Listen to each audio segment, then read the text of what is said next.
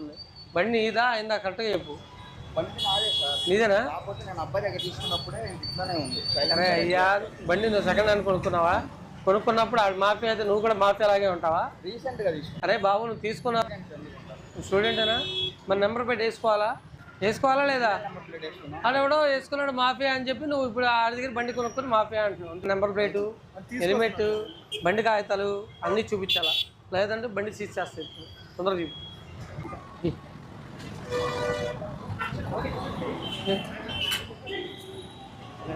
ఇప్పుడు వెళ్ళి తెచ్చారు నెంబర్ ప్లేట్.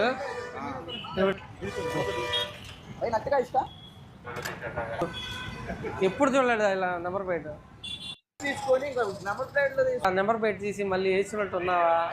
నీకు మామూలు కూడా చెప్తున్నా. ఒకసారి ఇలా నెంబర్ పెట్టుకో అనుకో, మామూలు ఉండదు చెప్తున్నా.